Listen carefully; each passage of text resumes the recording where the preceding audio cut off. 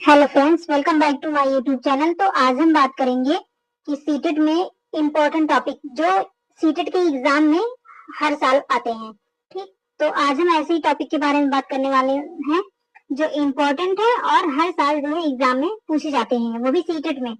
CTET का मतलब होता है सेंट्रल टीचर एलिजिबिलिटी टेस्ट, ये इसका फुल फॉर्म होता है।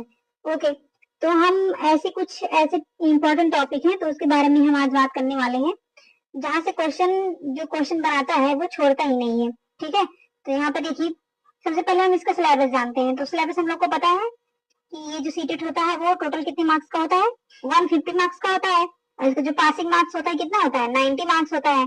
और टाइम कितना होता है, time 150 minute, 150 question 150 minute, 150 minute का मतलब होता है 2.5 घंटे। तो इसमें क्या होता है, नो नेगेटिव मार्किंग, ये सब सभी को पता है।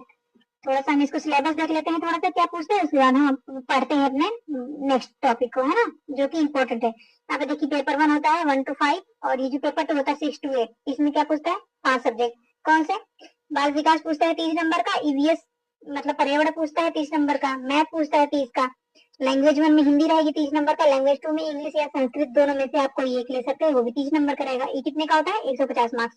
इसके बाद ये देखिए, जो पेपर 2 होता है वो क्या होता है, वो उसमें सीडीपी पूछी जाती है, सेम सीडीपी रहती है, इसमें बाल विकास, ये भी 30 मार्क्स का होता है। और ये जो दूसरा पेपर इसमें पूछता है, या तो एसएसटी 60 नंबर का रहेगा, या तो साइंस और मैथ मिला के 60 नंबर रहेगा। जो ग्रेजुएशन में बीए किए रहेंगे वो एसएसटी लेंगे, और जो ग्रेजुएशन में बीएससी किए रहेंगे तो वो क्या लेंगे, मैथ लेंगे, मैथ और साइंस। इसके बाद इसमें पूछता है लैंग्वेज में हिंदी।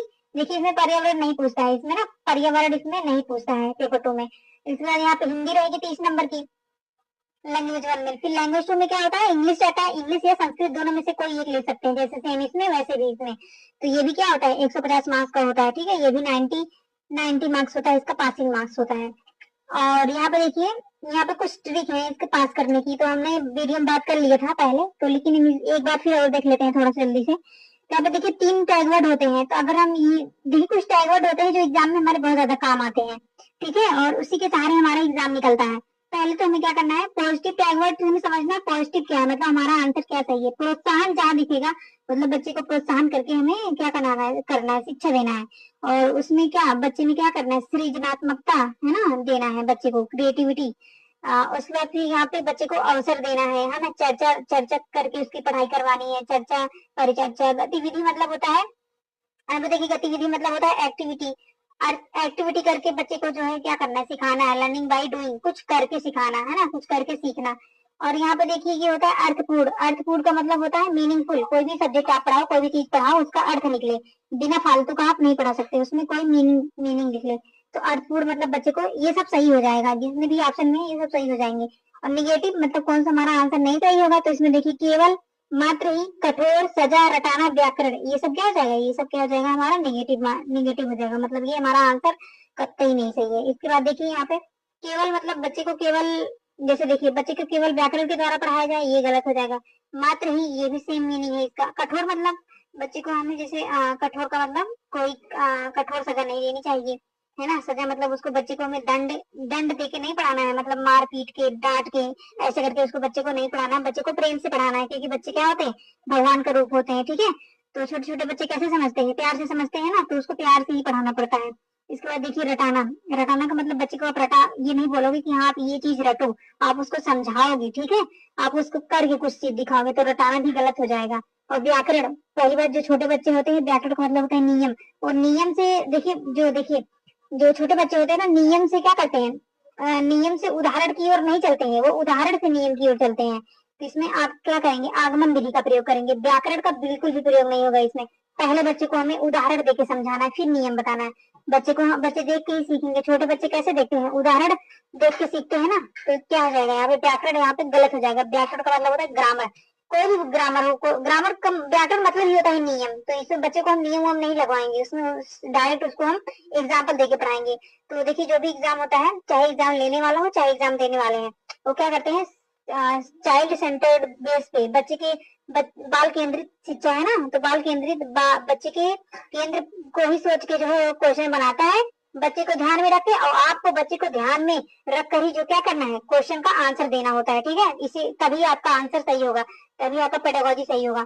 यहाँ पे देखिए, और दूसरा काम आप क्या करेंगे, 5 साल का प्रीवियस ईयर क्वेश्चन पेपर लगा के चले जाइए, आराम से जो है आपको समझ आ जाएगा कि क्वेश्चन किस तरीके से पूछा जा रहा है। ठीक, यहाँ पे देखिए जैसे अक्सर होता है ना, बड़ा और पॉजिटिव जवाब वाले ऑप्शन पर अगर आप टिक करते हैं तो हमारा हमेशा सही हो जाता है और वही सही रहता है।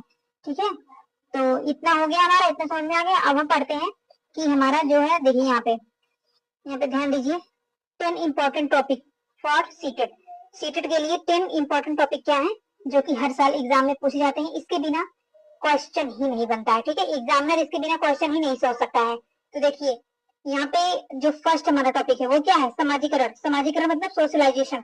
सोशलाइजेशन का मतलब क्या होता है, सोशलाइजेशन का मतलब होता है कि जो बच्चा होगा चाहे मानव होगा कोई भी होगा, वो समाज से ही अपने सीखता है, प्रत्यक्ष या अप्रत्यक्ष रूप से। तो समाजीकरण पूछेगा, समाजीकरण की इकाई पूछेगा, है ना। समाजीकरण की इकाई में जैसे क्या हो गया, प्राथमिक इकाई है ना। उसके बाद फिर द्वितीयक इकाई, प्राथमिक इकाई में जैसे आपका परिवार, घर परिवार ये सब आएंगे। द्वितीयक इकाई मतलब सेकेंडरी एजेंसी हमारा क्या हो जाएगा, वो हो जाएगा जैसे कि लाइब्रेरी हो गया, पुलिस स्टेशन हो गया, हॉस्पिटल हो गया, बच्चा वहां से ये हो जाएगा यहाँ पे। ठीक है, विकास का मतलब, विकास मतलब हो गया डेवलपमेंट, यहाँ से पूछेगा। और क्वेश्चन ये जो, सॉरी, ये जो दूसरा टॉपिक है ये क्या है, पियाजे, कोहलबर्ग, वाइगोत्स्की। ये जो है बच्चों के, ये मनोवैज्ञानिक है, ये बाल मनोवैज्ञानिक है, ये सब मतलब बच्चे के बारे में इन लोगों ने पूरा अध्ययन करके जो है अपना एक किताब लिख दिया है। तो ये बच्चे के बारे में अध्ययन करने वाले साइंटिस्ट है ना, ये साइकोलॉजिस्ट है। तो ये क्या हो जाएगा, जैसे पियाजे इन्होंने सिद्धांत दिया है बच्चे के बारे में। कोहलबर्ग ने क्या किया, देखिए पियाजे ने संज्ञानात्मक सिद्धांत दिया है और कोहलबर्ग ने क्या किया है, कोहलबर्ग ने भी नैतिक मोरल डेवलपमेंट का सिद्धांत दिया है ना, प्रिंसिपल। वाइगोत्स्की कहते हैं कि हमें बच्चा क्या करता है, समाज से अंतःक्रिया करके सीखता है।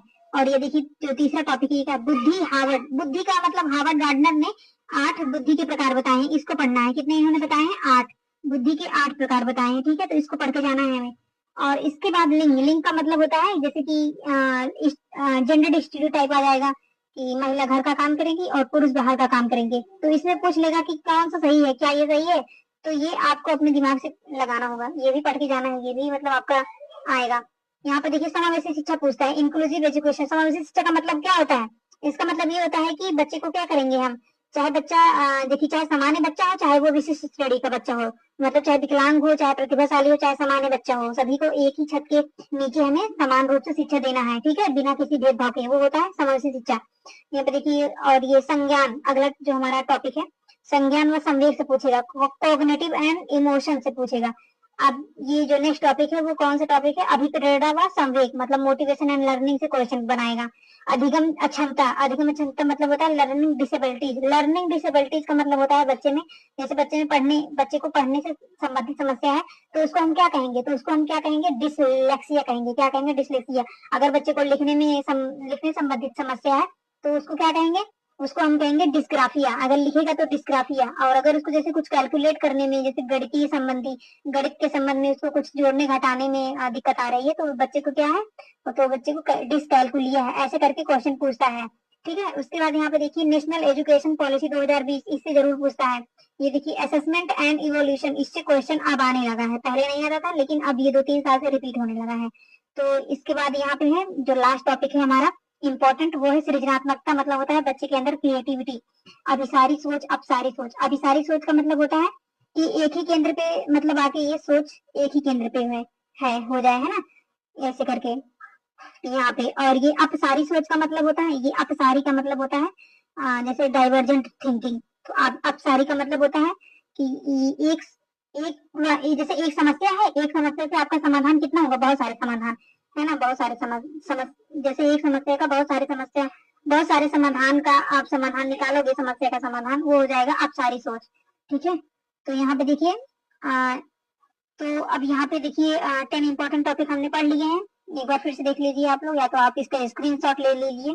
तो 10 इंपॉर्टेंट टॉपिक का आप इसको छोड़ के नहीं जाएंगे। अगर इसको छोड़ दिए इतने टॉपिक को तो आपका जो है नहीं निकल पाएगा। ठीक है, सीटेट नहीं निकल पाएगा। तो यहाँ पे देखिए अगर 30 नंबर का पूछता है तो उसमें आप कम से कम 28 नंबर की यहीं से कर लोगे, सिर्फ इतने टॉपिक से, 10 टॉपिक से। और देखिए क्वेश्चन कैसे पूछता है मैं आपको बता दे रही हूँ, नहीं तो वीडियो ज्यादा लॉन्ग हो जाएगा। तो यहाँ पे वीडियो लॉन्ग नहीं करना चाहती मैं।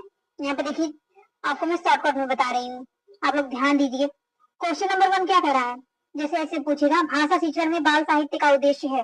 भाषा शिक्षण में बाल साहित्य का क्या उद्देश्य है। ऑप्शन ए दिया रहेगा उसमें, नियमों की जानकारी देना। ऑप्शन बी जीवन कौशल सिखाना। ऑप्शन सी साहित्य विधाओं से परिचित कराना। ऑप्शन डी बच्चों को उत्साहित पाठक बनाने के लिए प्रोत्साहित करना। तो यहाँ पे देखिए नियमों की जानकारी देना बिल्कुल गलत हो जाएगा। नियम की जानकारी का मतलब आप व्याकरण सिखा रहे हो बच्चे को आप क्या कर रहे हो, व्याकरण नहीं सिखाना है, जीवन कौशल सिखाना। ये बताइए जीवन कौशल आप सिखाओगे तो भाषा शिक्षण में इसका उद्देश्य थोड़ी ना होगा। यहाँ पे जो ऑप्शन सी हो जाएगा साहित्य विधाओं से परिचित कराना। तो आप उसको ढेर सारी विधाओं से परिचित नहीं कराओगे, छोटा बच्चा है वो, ठीक है, उसका दिमाग जो है हैंग करने लगेगा।